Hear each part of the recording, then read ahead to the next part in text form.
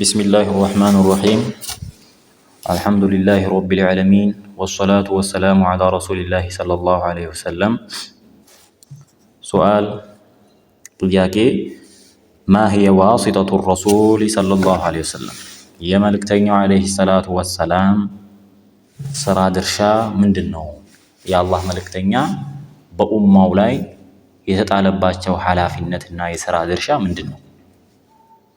جواب واسطة الرسول صلى الله عليه وسلم يا الله ملكتني عليه الصلاة والسلام يسرى درشا هي التبليغ ما درسنا منن ملئكتن كالله سبحانه وتعالى يتقبلوتن ملئكت ما درسنا.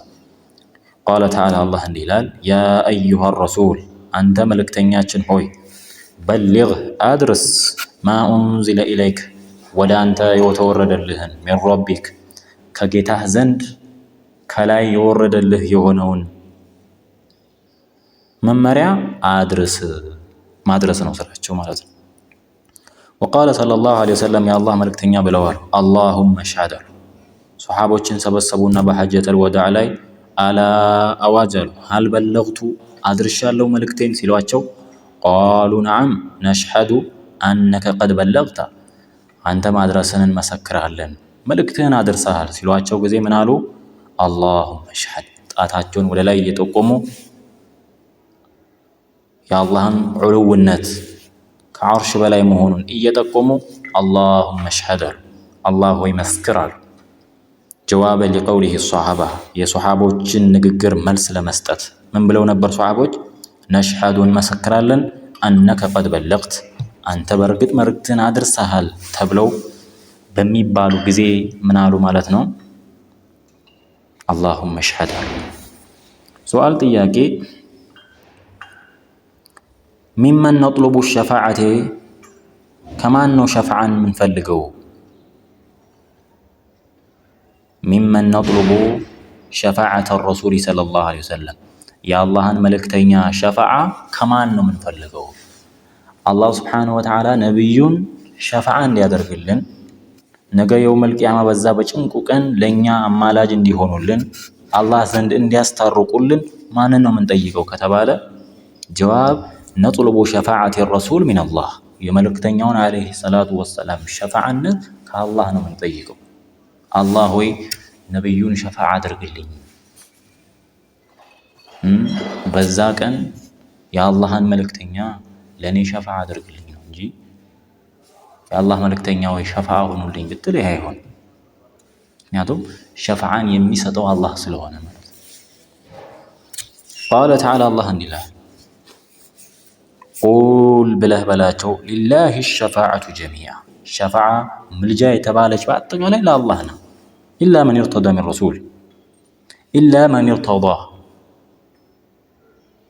ኢላ ቢኢዝኒ ለፈቀደው ሰው ሲቀር አላህ ሸፋዓን በሱ ፍቃድ ነው። ስለዚህ የሸፋዓው ባለቤት የሆነውን አላህን ነው የምንጠይቀው። ወአለመ ሰለላሁ ዐለይሂ ወሰለም ሱሐባውን አሳውቀውታል።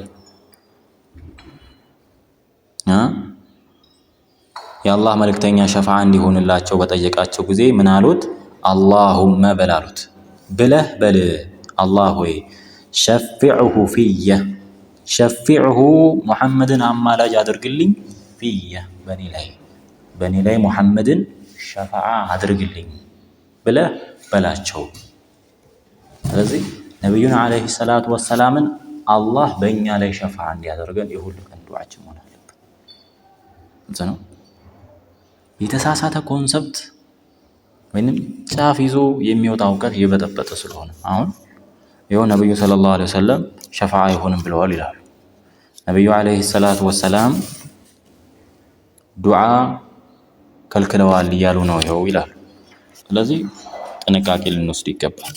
اللهم شفعه አላህ ሆይ ሸፋዓ አድርገው ፊየ በኔ ላይ ብለህ ለምን ብለውታል። ስለዚህ ሸፋዓን የአላህን መልእክተኛ ሸፋዓን የምንለምነው ከማን ነው? ከአላህ ነው ማለት ነው። وقال صلى الله عليه وسلم يا الله ملكتني قالوا إني اختبعت دعوتي እኔ ዳዕዋዬን ወይንም ዱዓዬን ልመናዬን ደበኩኝ አሉ። ኢኒ اختبعت ዳዕወቲ ልመናዬን ደበኩኝ ሸፋዓተን የውመል ቂያማ በየውመል ቂያማ ሸፋዓ ይሆንልኝ ዘንድ ዱዓዎቼን ሁሉ ደበኩኝ። ሊመን ማተ ሚን ኡመቲ ከኡማዊ ላይ ከህዝቦቼ ላይ ለሞተ ሰው ላ ዩሽሪክ ቢላሂ ሸይአ በአላህ ስብሓንሁ ወተዓላ ላይ ምንም ነገር ላላጋራ ሰው ሸፋዓ እንድሆን ዱዓዬን አደረግኩኝ። ዱዓዬን ሁሉ ለሸፋዓ አደረግኩኝ ከኔ ኡማ በአላህ ላይ ምንም ነገር ላላጋራ ማለት። ስለዚህ የነቢዩን ዓለይሂ ሰላቱ ወሰላም ሸፋዓ ለማግኘት ራሱ ከሽርክ መጽዳት ግድ ነው። ለምን ሽርክ ያለበት ሰው ሸፋዓ አያገኝም። ረዋሁ ሙስሊም ኢማም ሙስሊም ዘግቦታል። ሱአል هل نطلب الشفاعة من الأحياء ከሞቱ ሕያው ካሉ ሰዎች ሸፋዓ ወይንም ምልጃን እንጠይቃለንን? ሸፋዓ ማለት ምልጃ ማስታረቅ ነው። ስለዚህ በህይወት አካባቢያችን ላይ ስንኖር አንዱ ካንዱ ሸፋዓ መጠየቅ ይችላልን? ነጥሉቡ ሸፋዓን እንፈልጋለን ሚነል አህያ በህይወት ካሉ ሰዎች ፊ ኡሙሪ ዱንያ በዱንያ ጉዳይ ላይ ማለት ነው። ከባለቤት ጋር አስታርቀኝ፣ ይሄ ሸፋዓ ነው አይደል? ፍርድ ቤት ሂዶ ዳኛው ጠበቃው ለዳኛው የሚናገረው ነገር ስለኛ ጠበቃው ምንድነው? ሻፊዕ ነው የሚባለው አይደል? አስታራቂ ነው፣ ስለኛ የተናገረ ነው። ሌሎች ጉዳዮች ሽምግልናም ሊሆን ይችላል፣ ሸፋዓ ነው። ስለዚህ ዱንያዊ ጉዳዮችን ሰውን ሸፋዓ እንዲሆን ማድረግ ይቻላል። ነገር ግን በህይወት ያለን ሰው ነገ የውመል ቂያማ ሸፋዓ ሁንልኝ ግን አይባል። ይሄ ዱንያዊ ጉዳይ አይደለም። ቃለ አላሁ ተዓላ አላህ እንዲህ ይላል፣ መን የሽፈዕ ያማለደ ሸፋዓተን ሐሰና መልካም የሆነን ሸፋዓ የሸፈዐ የኩን ለሁ ለሱ አለበት ነሲቡ ሚንሃ ከሷ ድርሻ አለለት። ሰውን ያስታረቀ ያጋባ የአንዱን ችግር ለሌላው ችግሩን መናገር ለማይችል ሰው ችግሩን ተናግሮ ችግሩን እንዲፈታለት ያደረገ ለሱ ነሲቡ ሚንሃ ከዛች ድርሻ አለለት። ወመን የሽፈዕ የሸፈዐ ሸፋዓተን ሰይአ መጥፎ የሆነን ሸፋዓ የሚያፋታ የሚያጣላ እንደዚህ አይነት ነገር ላይ የገባ ሻፊዕ የኩን ለሁ ኪፍሉ ሚንሃ ከሱ ድርሻ አለለት። አይ ነሲቡ ሚን ዊዝሪሃ ከወንጀል ከሰራው ወንጀል ድርሻ አለለት ማለት ነው።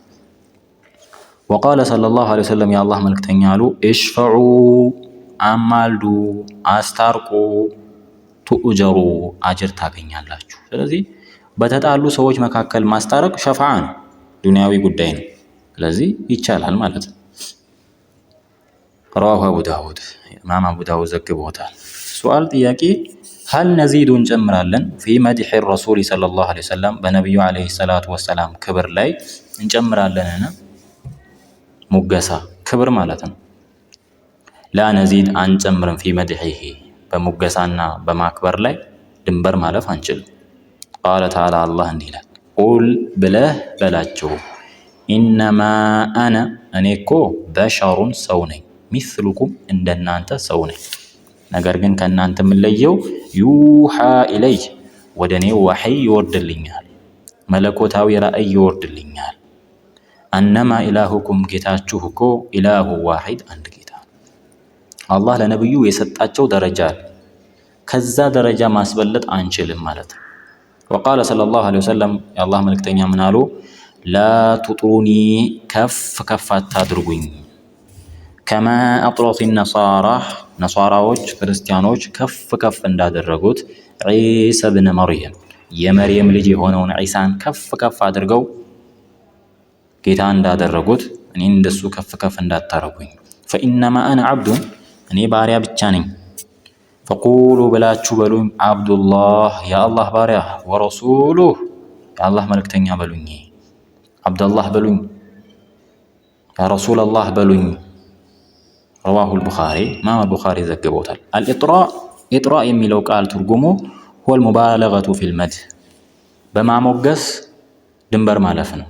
ከፍ ከፍ በማድረግ ድንበር ማለፍ ነው። ስለዚህ የአላህን መልክተኛ ዐለይሂ ሰላቱ ወሰላም ላይ ድንበር ማለፍም አይቻልም። አላህ ሱብሓነሁ ወተዓላ ያስቀመጣቸው ክብር አለ። በዛ መልኩ ነው የምንጠራቸውም፣ ክብራቸውም ልቅናቸውም በዛው ልክ ነው ማለት ነው። ለዛሬ የነበረው ደርስ እዚህ ጋር ያበቃል። ሰላም አለይኩም ወራህመቱላህ ወበረካቱ።